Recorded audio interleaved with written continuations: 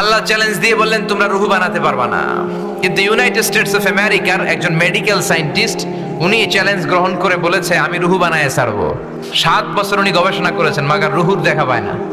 মুমূর্ষু রোগী নিয়ে ওনার কাজ, কখন যে দেহ থেকে রুহুটা উড়াল দেয় টেরই পাওয়া যায় না।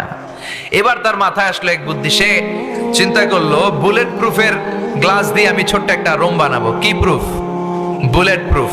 বুলেট প্রুফ হচ্ছে এমন প্রুফ গুলি মারলে ঢুকে না। এই যে আমাদের মাননীয় প্রধানমন্ত্রী মহোদয়, রাষ্ট্রপতি মহোদয় যে গাড়িতে চড়ে, এই গাড়িগুলো বুলেট প্রুফ, কেউ গুলি মারলেও ঢুকবে না, ঠিক কিনা? তো বিজ্ঞানীর মাথায় চিন্তা আসলো আমি বুলেট প্রুফের একটা গ্লাস দিয়ে ছোট্ট রোম বানাবো, আর এই রোমের ভিতরে মুমূর্ষু রোগী ঢুকাবো। এটার ভিতরে কেউ মরলে রুহু আর বেরোতে পারবে না, যেহেতু বুলেট প্রুফ। কত বড় উল্লুক্কা পাঠা! তো গ্লাস ফিটিং করার ছোট্ট একটা রুম বানিয়েছে, আর তার টিমের সবাইকে নিয়ে সে বললো আজকে আমি রুহু ধইরা ছাড়ো।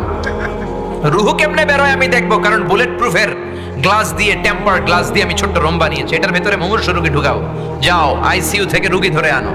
মুমূর্ষু এক রোগীরে ধরে নিয়ে আসছে, মুখের মধ্যে মাস্ক পরানো, কৃত্রিম ভাবে লাইফ সাপোর্টে রাখা, অক্সিজেন দেয়া হচ্ছে। মেডিকেল টিমের প্রধান বলে গ্লাস ফিটিং করা রুমের ভিতরে ঢুকা, তার আগে তার বিপি মাপ মানে ব্লাড প্রেশার চেক করে বলে বিপি ইজ ওকে। এবার বলল তার ওজন মাপ, তারা ওজন মাপলো, ওজন পাওয়া গেল 80 কেজি। কয় কেজি? এবার বললো ওকে, বিপিও ঠিক আছে, ওজন 80 কেজি। এবার গ্লাস ফিটিং করা রুমের ভিতরে ঢুকায় দেয়, দেখি রুহু কেমনে বেরোয়। ঢুকায় দেওয়ার পরে মেডিকেল টিমের প্রধান বলে তার লাইফ সাপোর্টটা খুলে ফেল, অক্সিজেন খুলে ফেল। সবাই বলে স্যার অক্সিজেন খুলে ফেললে তো এটা মরে যাবে। মেডিকেল টিমের প্রধান বলে মারার জন্যই তো আনছি, এটা না মরলে আমি রুহু দেখবো কেমনে। তো গ্লাস ফিটিং করা রুমের ভিতরে ঢুকায়া লাইফ সাপোর্ট খুলে ফেলছে। অক্সিজেনের অভাবে মুমূর্ষু রোগীটা ছটফট ছটফট করতে করতে শেষ মরে গেছে, মাগার রুহু দেখা যায় না। মেডিকেল টিমের প্রধান একবার ডানে তাকায় বায়ে তাকায়, কি খোঁজে? কিন্তু রুহু আছে নাকি? রুহু উড়াল দিছে, ঠিক কি না? খুঁজে পাওয়া যায় না। এবার গ্লাসের দরজা খুলে, জানালা খুলে ভিতরে হাত দিয়ে এরকম রুহু টোকাইতেছে। কি টোকায়? টাকি মাছ যেমনে টোকায় না, রুহু খুঁজতেছে। এইভাবে রুহু পাওয়া যায়? এবার ব্যর্থ এসে বললো লাশটাকে বের করো। বের করার পরে চেক দা বিপি, বিপি মাপো, ওজন মাপো। বিপি নাই, কারণ মরে গেছে। মরে গেলে মানুষের এই যে ধাক্কাটা থাকে, কিন্তু ওজন আছে না নাই? মরার আগে ছিল 80 কেজি, এখন ওজন দিয়া দেখে ওজন হয়ে গেছে 78 কেজি। মরার আগে ছিল কয় কেজি? মরার পরে লাশ বের করে এবার ওজন স্কেলে শোয়ানোর পরে দেখা যাচ্ছে যে ওজন হয়ে গেছে 78 কেজি। কয় কেজি কমছে? কয় কেজি? বিজ্ঞানী কয় আমি পাইছি। সবাই কয় কি পাইছেন? কয় রুহু। কেমনে পাইলেন? কয় মরার আগে লোকটা ছিল 80 কেজি, মরার পরে হয়েছে 78 কেজি, কমছে 2 কেজি। তার মানে যেইটা উড়াল দিছে ওইটাই 2 কেজি। যেহেতু আগে ছিল 80, এখন 78, 2 কেজি কমলো কেন? যেহেতু কমছে তার মানে কিছু একটা তো বের হইছে, ওইটাই 2 কেজি। কয় আমি পাইছি, রুহু পাইছি। কিন্তু বিজ্ঞানীদের নিয়ম হচ্ছে একটা রেজাল্ট পেয়ে আপনি ফাইনাল কথা বলতে পারবেন না, আরো কিছু নমুনা সংগ্রহের দরকার আছে না নাই? মেডিকেল টিমের প্রধান বলে আরেকটা মুমূর্ষু রোগীরে আন, বিপি মাপ। বলে বিপি ওকে, ওজন মাপ। কয় ওজন 70 কেজি। কয় কেজি? আরো জোরে, কয় কেজি?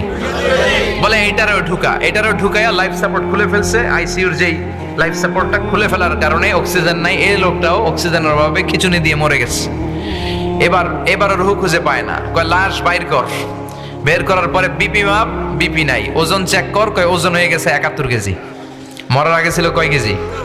70 কেজি। এখন হয়েছে, আগেরটা তো 2 কেজি কম ছিল, কোনোভাবে মিলানোর সুযোগ ছিল, ঠিক কিনা? তো এখনের যে এটা দ্বিতীয় লাশ, এইটা কমে নাই, এটারে বাড়াই দিছে কে? আল্লাহ বলে কিয়ামত পর্যন্ত এরকম বিপি মাপতে পারবি, কিয়ামত পর্যন্ত ওজন মাপতে পারবি, কিন্তু আমার তৈরি করা রুহু খুঁজে পাবি। ওমা উতিতুম মিনাল ইলমি ইল্লা কালিলা। কারণ মানুষকে আমি এত অল্প জ্ঞান দিয়েছি, এই অল্প জ্ঞান দিয়ে রুহু বের করা যাবে না, ঠিক কিনা? মানুষ মরে গেলে এক একজনের এক এক দশা। কারো হাত পা টাইট হয়ে যায়, দাঁতের মধ্যে খিঁচুনি লাগে, দেহের গ্যাসগুলো জমাট বেঁধে যায়, ওজন বেড়ে যায়, আর অনেকের শরীরটা ফেসফেসে হয়ে যায়, ছেড়ে দেয় এরকম, ঠিক কিনা? পেটে যে গ্যাস টেস আছে সব বের হয়ে যায়, ওজন কমে যায়। কারো ওজন বাড়বে, কারোটা কমবে। এইটা দিয়ে কোনোদিন রুহু খুঁজে পাওয়া যায় না। চিল্লায় বলেন ঠিক কিনা? কোরআনের সব সূরাই বরকতপূর্ণ, কিন্তু এর মধ্যে সূরাতুল মুলকের জন্য আলাদা কিছু স্পেশাল বরকত আছে না নাই? বিষ্ণু বললেন ইন্না হাযিহি সূরা মানিআতুন মিন আযাবিল কবর। এই সূরাটা এমন সূরা, যে ব্যক্তি এই সূরা তেলাওয়াত করবে রব্বুল আলামিন তাকে কবরের আযাব থেকে বাঁচায়া দিবে। কবরে আমাদেরকে যাওয়া লাগবে কি লাগবে না? কবরের আযাবের কথা কি বিশ্বাস হয়? কিন্তু আমাদের লাইফস্টাইলের দিকে তাকালে মনে হয় আমরা কোনোদিন কবরে যাব না, আমরা কোনোদিন মরবো না। 1000 বছরের হায়াত নিয়ে মনে হয় দুনিয়াতে আমরা এসেছি, এমন ভাবে চলাফেরা করি, ঠিক কি না? একদিন মাটির ভেতরে হবে ঘরে, মন আমার কেন বাঁধো দালান ঘর, ঠিক কি না?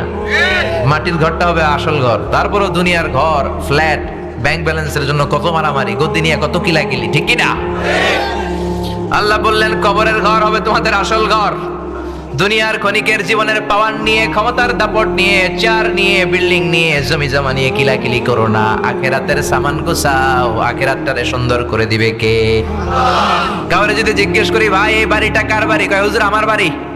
আপনার বাবাও যখন এই বাড়িতে থাকতো উনিও কইতো আমার বাড়ি, আপনার দাদা যখন থাকতো উনিও বলতো আমার বাড়ি, আপনি মরে গেলে আপনার ছেলে বলবে আমার বাড়ি, নাতি বলবে আমার বাড়ি, সবাই কয় আমার বাড়ি। যত মানুষ এই বাড়িতে থাকতো থাকবে সবাই বলে আমার বাড়ি। এক বাড়ির মালিকানা দাবি করে কয়জন খেয়াল করেছেন? পরের জায়গা পরের বাড়ি, ঘর বাঁধিয়ায় আমি রই, আমি তো সেই ঘরের মালিক নই, ঠিক কি না? হেদায়েতের চিন্তা করলে এই 2 লাইনের গানটাই তো আমাদের হেদায়েতের জন্য যথেষ্ট, ঠিক কি না? বিশাল বালাখানা বানালেন, দামি ফ্ল্যাট কিনলেন, প্রাসাদ কিনলেন, কিন্তু আপনার জীবনের শেষ ঘুমটা আপনার ওই দামি বাড়িতে হবে না, ঠিক কি না? টাকা দিয়ে দামি গোসলখানা বানালেন, টাইলস লাগালেন, কমোড লাগালেন, কিন্তু আপনার জীবনের শেষ গোসলটা আপনার ওই দামি গোসলখানায় হবে না, ঠিক কি না? যেখানে সব মৃত লাশ ধোয়ায় ওই জায়গায় আপনার ধোয়ানো হবে, চিল্লায় বলেন ঠিক কি না? এই জন্য বিশ্বনবী বলেন এই সূরাটা পড়বা, 29 পারার প্রথম সূরা, সূরার নাম সূরাতুল মুলক। কি নাম সূরার? চিল্লায় সবাই বলেন।